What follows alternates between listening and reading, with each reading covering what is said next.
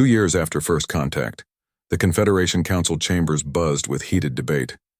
Councillor Byung-ho stood at the center of the Great Hall, his crystalline form reflecting the light from 1,000 worlds as representatives from across the galaxy argued about what they now called the human question. "These creatures are a threat," Byung-ho declared, his voice resonating through the chamber. "In 24 months they have advanced their technology by centuries. They refuse our guidance, reject our wisdom, and show no respect for galactic order."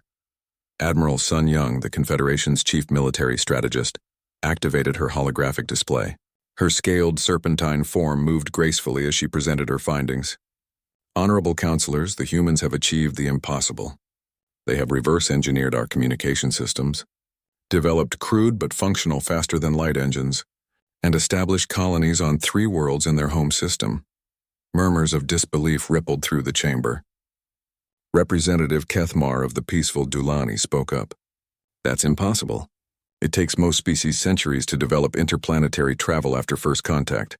Most species accept our help." Admiral Sun Young replied coldly. "Humans refused it. They studied our technology for 6 months, then built their own versions. Crude, inefficient, but functional. On Earth, Professor Inho worked through another sleepless night in his laboratory. The human scientist had spent every waking moment since first contact studying the alien technology samples they had secretly obtained. His breakthrough had come not from copying alien designs, but from understanding the principles behind them and finding human solutions. "The aliens use organic crystals to focus energy," he explained to his research team. "We don't have those crystals, but we can use superconducting metals to achieve similar results. It's messier, less elegant, but it works." His colleague, Dr. Yunji, looked up from her genetic research. "Inho, I've found something disturbing in the alien genetic samples. Every species we've encountered evolved from herd animals or social prey species. They're naturally inclined to follow leaders and avoid conflict. And humans? We evolved from persistence hunters, apex predators. We're the only sapient species in the galaxy that evolved to never give up, never back down, and never stop hunting." The implications sent a chill through the laboratory. Humans weren't just different from other galactic species. They were the opposite of everything the Confederation represented. Back in the council chambers, the debate grew more heated. Admiral Sun Young presented her most troubling discovery. "The humans have begun reaching out to other young species at the galaxy's edge. They're asking questions about species that refuse Confederation membership." Counselor Byung-ho's form flared brighter. "What kind of questions?" "They want to know what happened to the Velkari, the Gent, the Morvani, all species that vanished from our records after declining membership." The chamber fell silent. Those were names that weren't supposed to be spoken anymore. Representative Jeth Alo of the Ancient Transcended spoke with the weight of millennia. "Those species chose isolation. They faded away naturally." Admiral Sun Young's eyes glowed with cold fire. "The humans don't believe that. They've found evidence of Velkari settlements in dead systems, empty worlds with signs of recent habitation. They're convinced we eliminated species that wouldn't join." "Preposterous," Counselor Byung-ho declared. "We are a peaceful confederation. We don't eliminate anyone." But several council members shifted uncomfortably. The truth was more complex than the official records showed.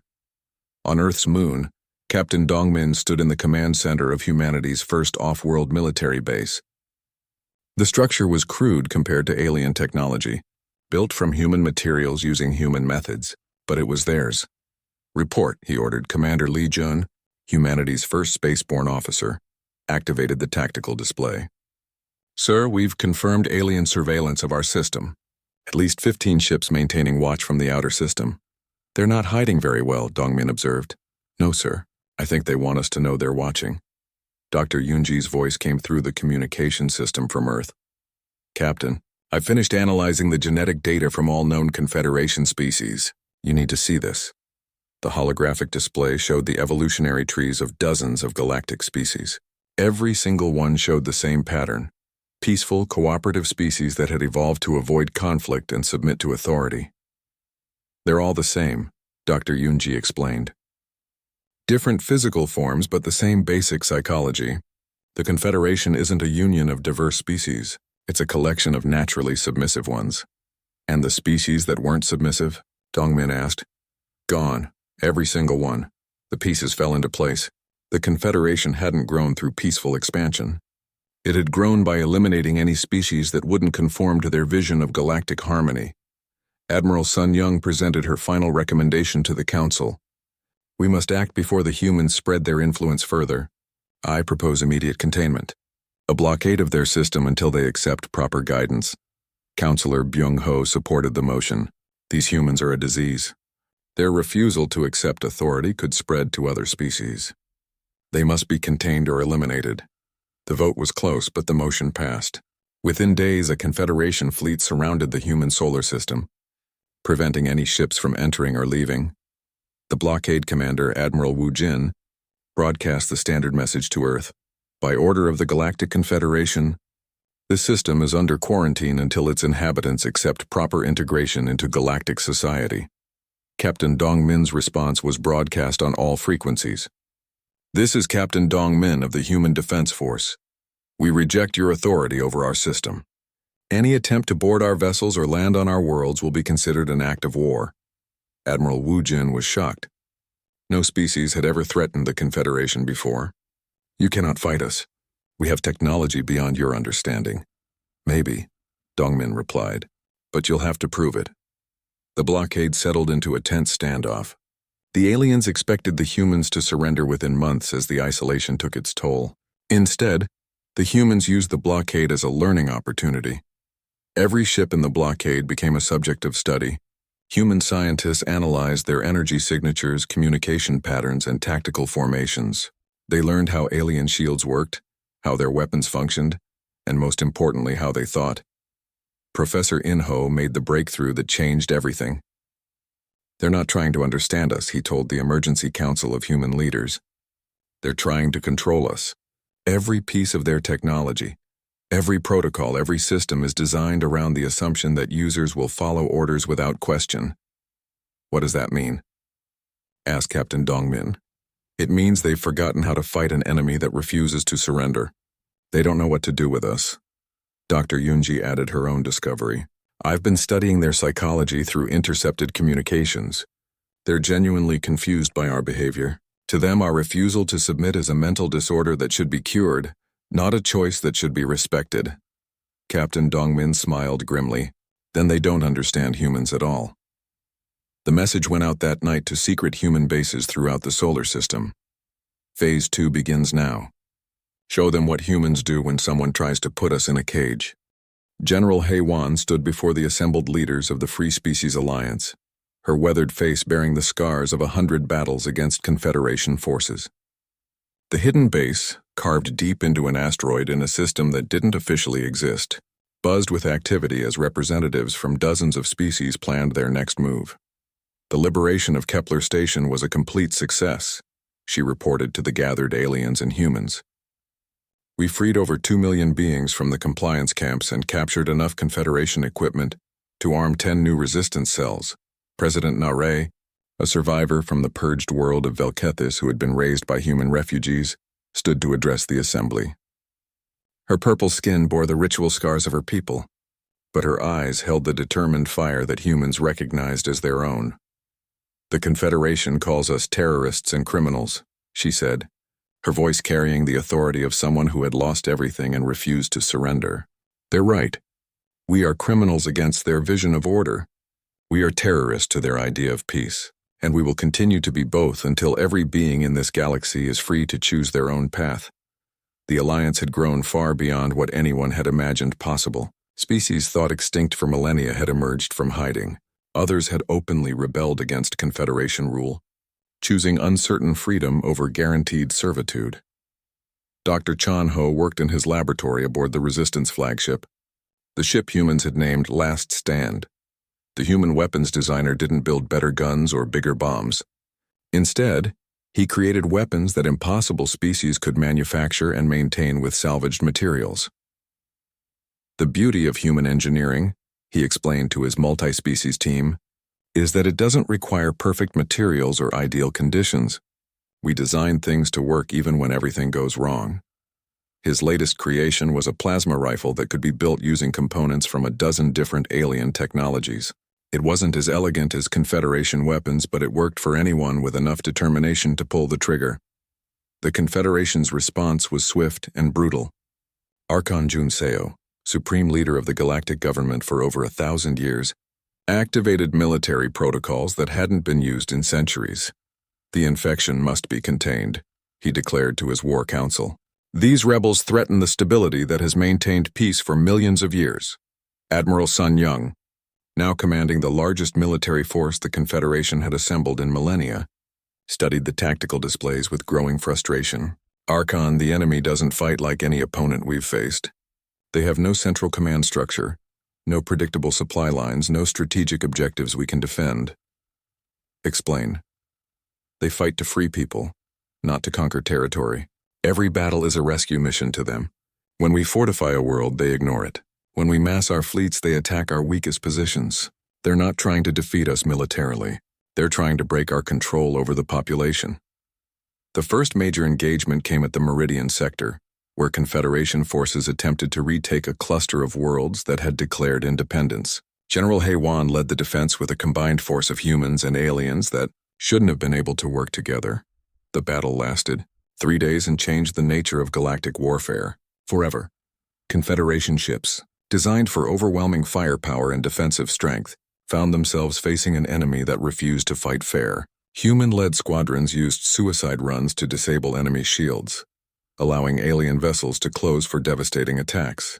When Confederation forces tried to retreat, they found their escape routes blocked by improvised minefields and sabotage navigation beacons. They're not following any known tactical doctrine. Admiral Sun Young reported as her forces suffered their first major defeat in centuries. They adapt faster than we can respond. Every time we counter one of their strategies, they develop 3 new ones. But the real victory wasn't military. It was psychological. News of the Confederation's defeat spread through the galaxy faster than official communications could suppress it.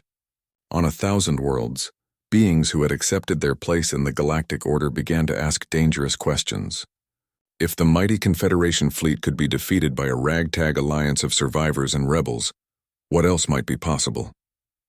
President Narration broadcast her message across the galaxy using hijacked communication networks. To every being who has ever wondered what lies beyond the boundaries the Confederation has set for you, to every species that has accepted limits you never chose, to every individual who has looked at the stars and dreamed of something more, we say this: you are not alone. The response was immediate and overwhelming. Resistance cells formed on worlds throughout Confederation space. Workers sabotaged production facilities. Scientists shared forbidden research. Even Confederation military units began to defect. Entire ships switching sides during battles. Dr. Chanho's greatest achievement wasn't a weapon at all. It was a communication system that couldn't be blocked or intercepted. Built using principles borrowed from human internet technology and adapted for galactic use. The Freedom Network allowed resistance cells to coordinate across vast distances without detection. General Heiwan used the network to coordinate the liberation of the Antares Compliance Complex, the largest re-education facility in Confederation space. The assault was led by Captain Minho, a human officer whose parents had been among the first to escape Earth's blockade. Remember, General Heiwan told the assault teams, we're not here to destroy anything. We're here to give people choices they've never had. The complex housed over 50 million beings from dozens of species, all undergoing cultural adjustment to make them suitable for Confederation membership. What the attackers found there turned even hardened soldiers sick with rage. The Confederation hadn't been re-educating these people, they had been breaking them, systematically destroying every trace of individual thought and cultural identity. The beings they rescued were hollow shells of their former selves, conditioned to follow orders without question or independent thought. This is what they call peace, President Narration said as she walked through the facility's halls. The peace of the grave, the peace of the broken. Dr. Chanho worked with alien psychologists to develop techniques for healing the mental damage. It was slow, difficult work, but gradually the rescued beings began to remember who they had been before the Confederation got hold of them. Each recovery was a victory more meaningful than any military triumph. Archon Junseo watched his 1,000-year reign crumbling as world after world declared independence. The rebels weren't just winning battles. They were offering something the Confederation couldn't counter. The promise that beings could be more than they were told they could be. Sir, Admiral Sun Young reported during an emergency council session. We're receiving surrender requests from 17 Confederation fleets. Their crews are refusing to fight. Refusing? They've been exposed to resistance propaganda. They're asking questions about the beings we've eliminated over the millennia. They want to know why they're fighting to preserve a system that destroys anyone who won't conform. The truth was spreading faster than the Confederation could contain it. Archives hidden for millions of years were being opened. Species thought extinct were revealing themselves. The carefully maintained illusion of peaceful galactic unity was collapsing. But the worst news came from Admiral Sun Young's intelligence division. Archon, we've intercepted communications suggesting the Resistance has discovered the location of the core worlds.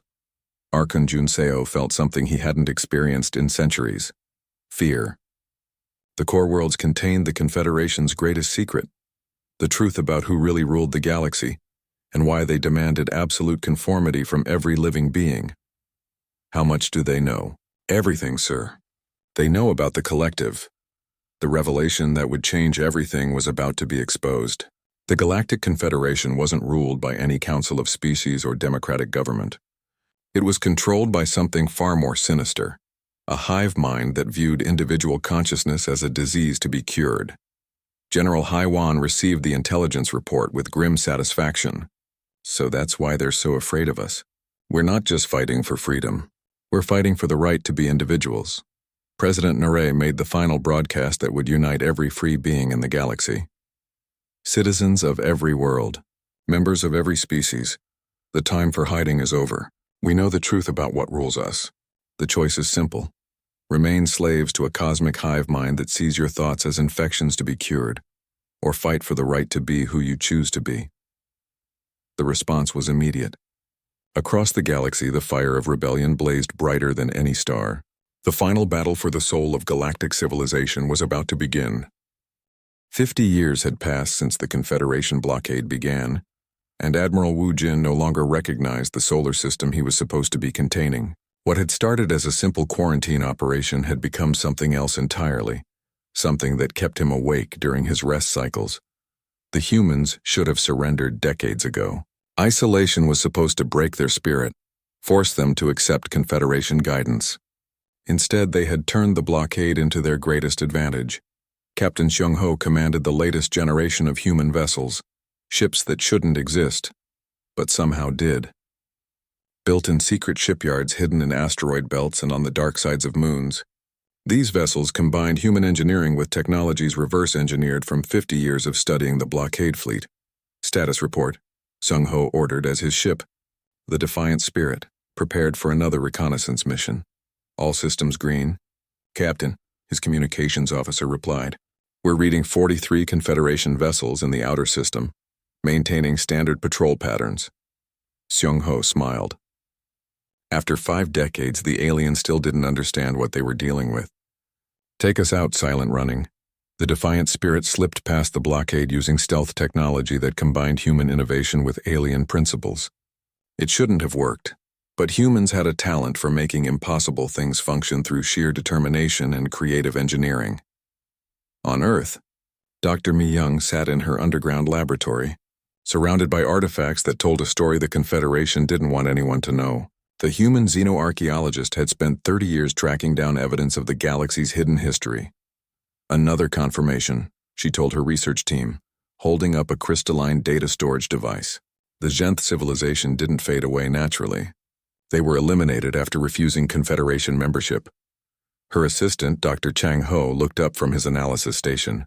That's the 14th species we've found evidence for. How many more do you think there are? Hundreds, Mi Young replied grimly. Maybe thousands. The Confederation has been curating the galaxy for millions of years, eliminating any species that doesn't fit their vision of cosmic harmony. The evidence was hidden in dead systems throughout the galaxy, scattered ruins and abandoned settlements that told the story of civilizations that had chosen freedom over safety and paid the ultimate price. But some had survived. Captain Xiong-Ho's mission took him to the far edge of the galaxy. Following coordinates obtained from decoded Confederation archives, his destination was a system that officially didn't exist, erased from all galactic charts. What he found there changed everything. The system was alive with activity, but not from any species in the Confederation databases. Ships moved between hidden bases built into asteroids and hollow moons. These weren't primitive vessels, but advanced craft designed for stealth and survival. Unknown vessel, identify yourself, came the transmission in a language that sounded like music mixed with mathematics. This is Captain Seong Ho of the Human Defense Force, he replied in the same language, using translation protocols developed over decades of studying alien communications. We know you're survivors. We know what the Confederation did to your people. The response came from someone who introduced herself as Sage Kyung-soo, though that wasn't her original name. She was one of the last of the Velkari, a species that had supposedly gone extinct 3,000 years ago. Your people interest us, humans, she said, as her ship approached the defiant spirit. You're the first species to resist the Confederation openly in centuries. The meeting that followed revealed the truth about galactic history. Sage Kyung-soo's people were the keepers of forbidden knowledge, survivors who had spent millennia hiding in the empty spaces between stars. The Confederation doesn't just govern the galaxy, she explained to Seong Ho. They shape it. Any species that shows too much independence, too much creativity, too much refusal to conform gets marked for elimination. How many survivor groups are there? Seong Ho asked. Dozens that we know of, probably more. We've been waiting for someone strong enough to fight back openly. What makes you think humans are that someone? Sage Kyung-soo's alien features showed something that might have been a smile. Because you've been fighting them for 50 years and you're still here. That's longer than anyone else has managed.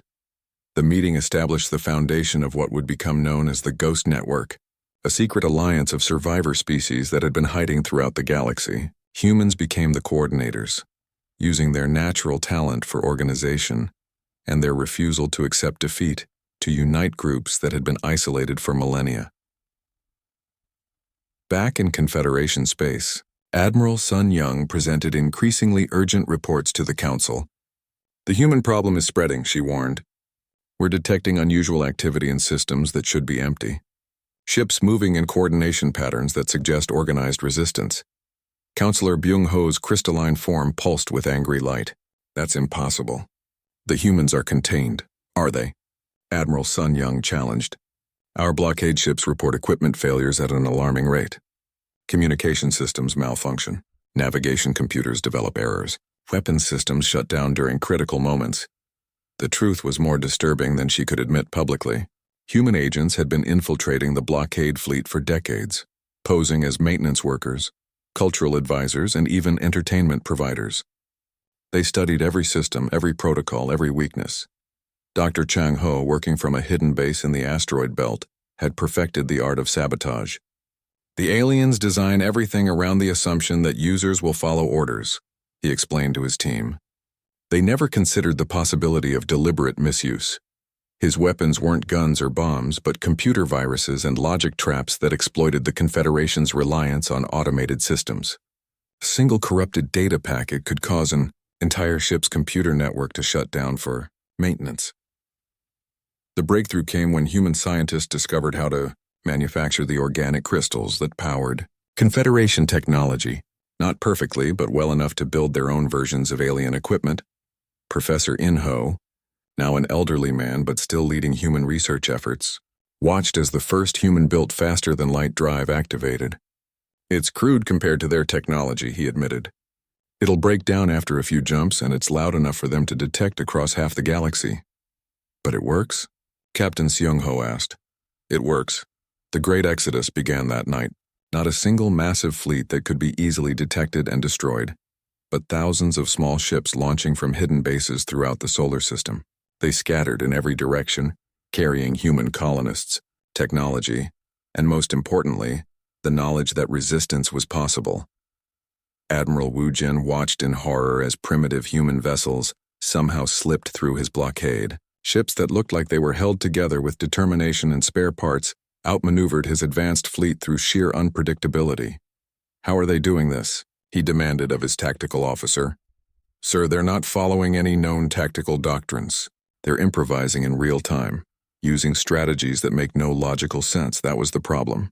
The Confederation had spent millions of years fighting wars against logical opponents who followed predictable patterns.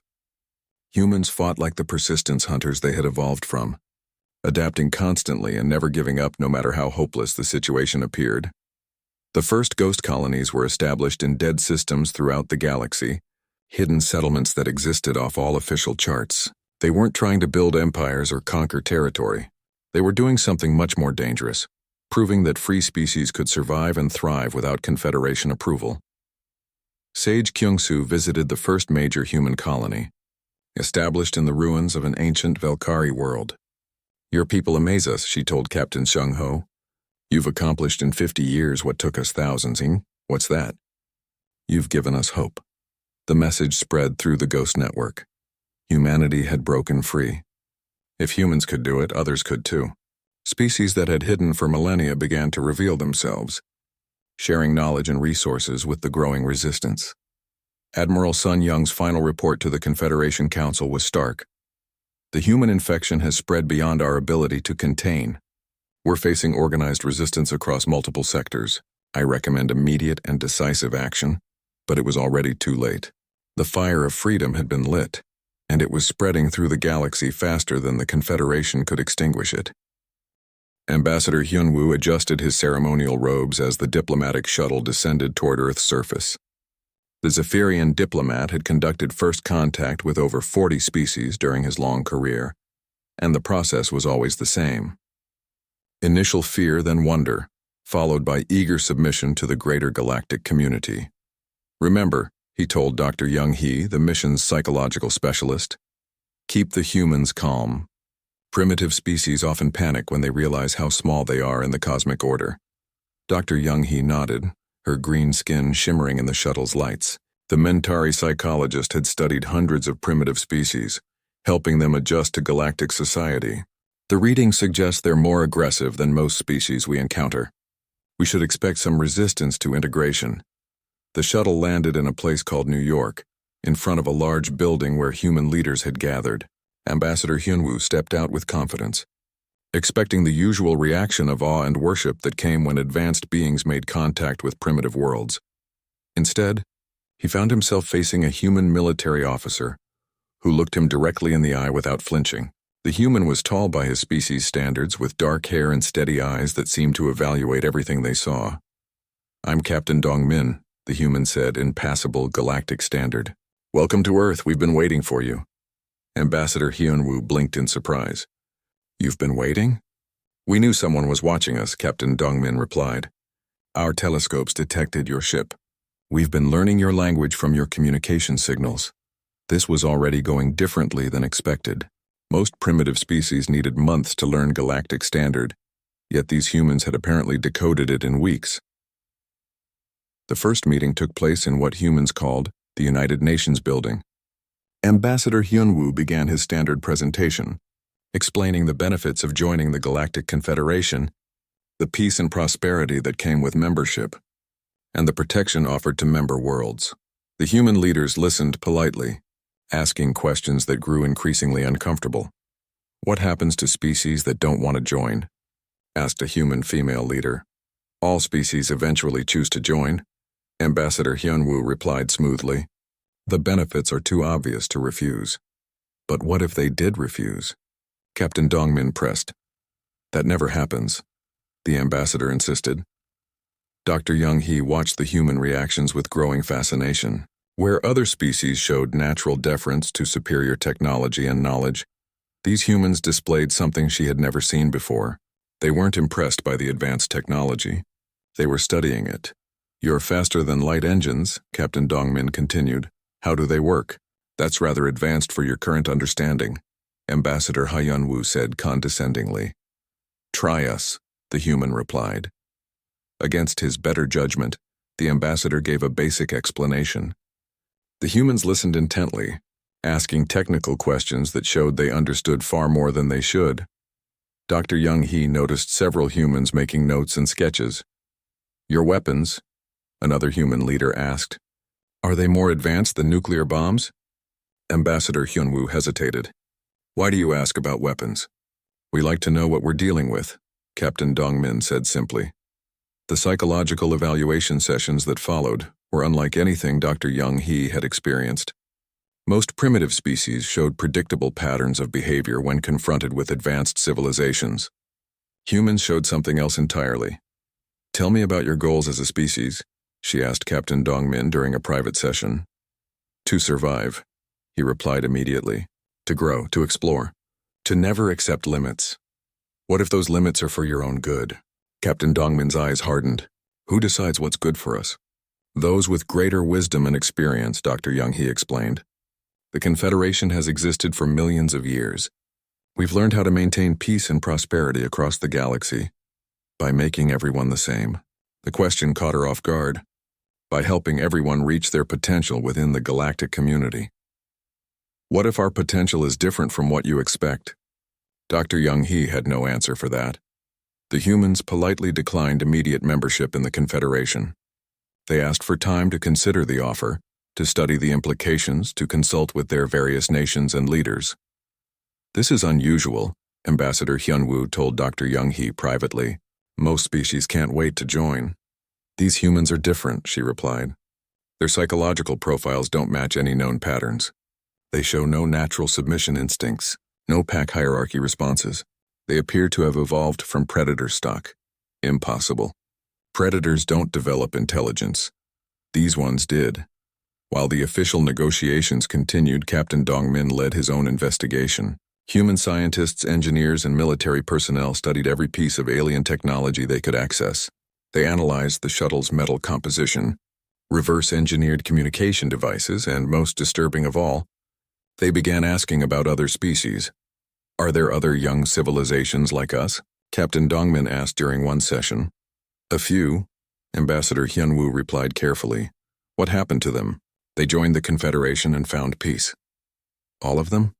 The ambassador's pause was barely noticeable, but Captain Dongmin caught it. "Yes, all of them." That night, human technicians secretly scanned the diplomatic shuttle with every instrument they possessed. They found weapon systems, shield generators, and most interesting of all, a database containing information about hundreds of species. Dr. Young-hee made her final report to the Confederation with growing unease. "The humans display what I can only term persistent defiance syndrome. They refuse to accept authority they haven't chosen. They question everything. They assume that anyone with power wants to use it against them." "That's a mental disorder," Ambassador Hyunwoo replied. "We can help them overcome it, can we?" Dr. Young-hee asked. "Captain, I've spent weeks studying their minds. They're not like us. They don't want safety and peace above all else. They want freedom, and they'll fight for it." "Then they'll learn otherwise," the ambassador said firmly. As the diplomatic mission prepared to leave Earth, Captain Dongmin made a final request. "We'd like to establish formal communications with the Confederation to learn more about galactic society." Of course, Ambassador Hyunwoo agreed, pleased that the humans were showing proper interest. What he didn't know was that the humans had already begun intercepting and decoding Confederation communications.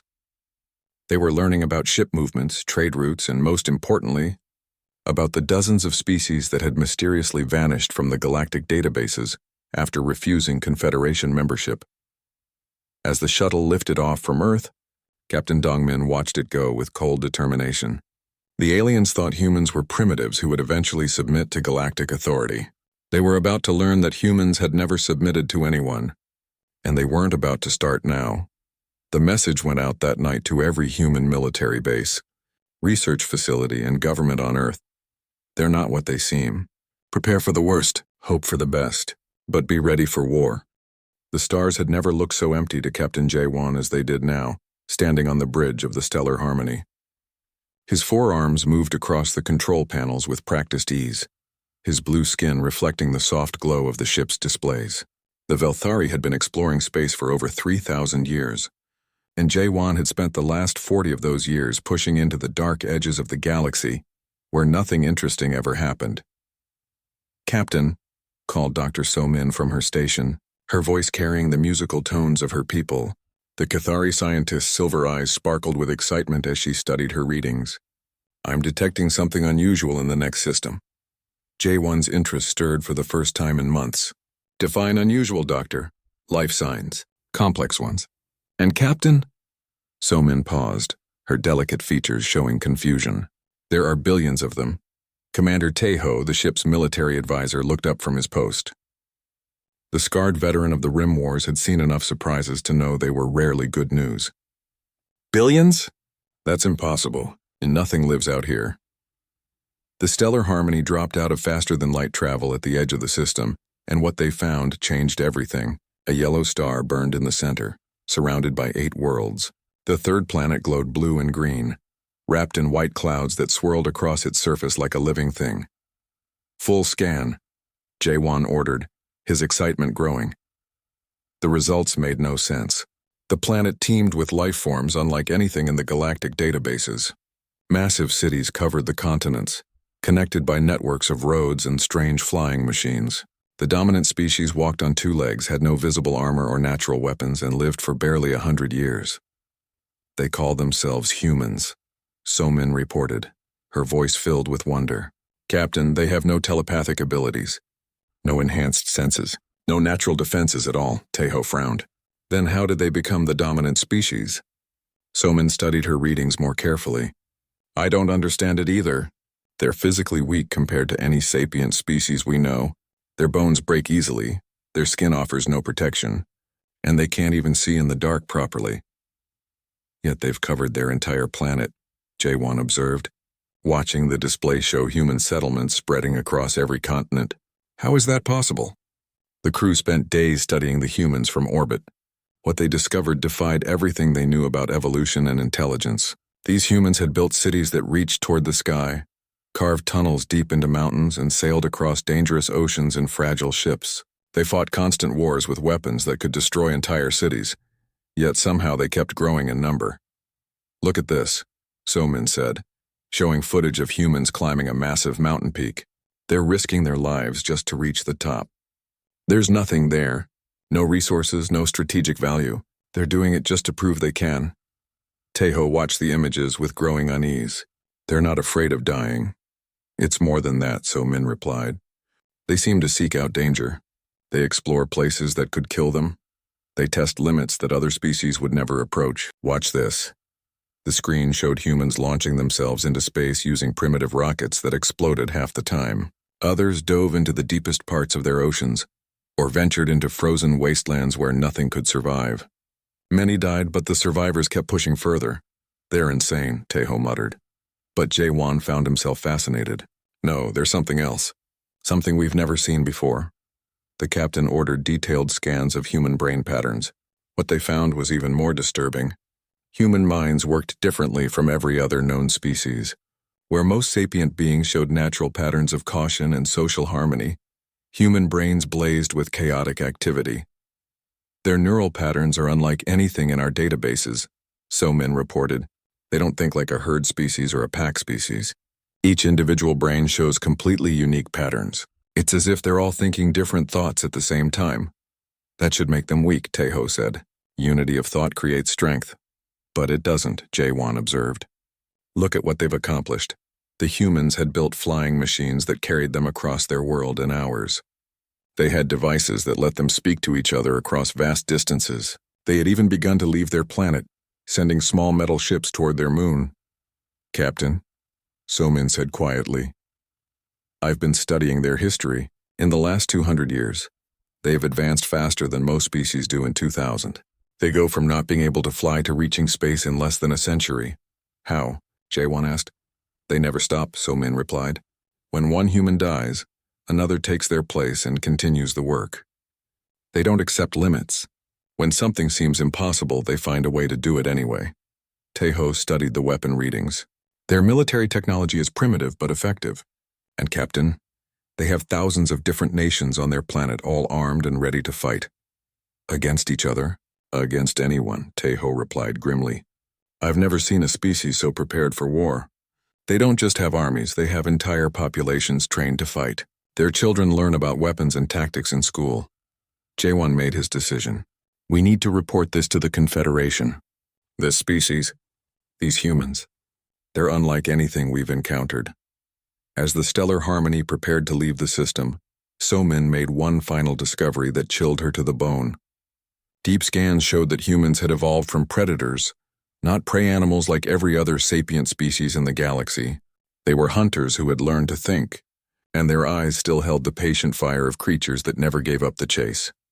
"Captain," she said softly, "what happens when predators learn to build spaceships?" J1 didn't answer. He was too busy wondering if finding humanity would turn out to be the best discovery in galactic history, or the worst mistake the Confederation had ever made. The ship jumped to faster-than-light speed, carrying news of humanity toward the galactic core. Behind them, on the small blue world, humans continued their restless push toward the stars, unaware that they had just been discovered by a galaxy that had forgotten what it meant to be truly free.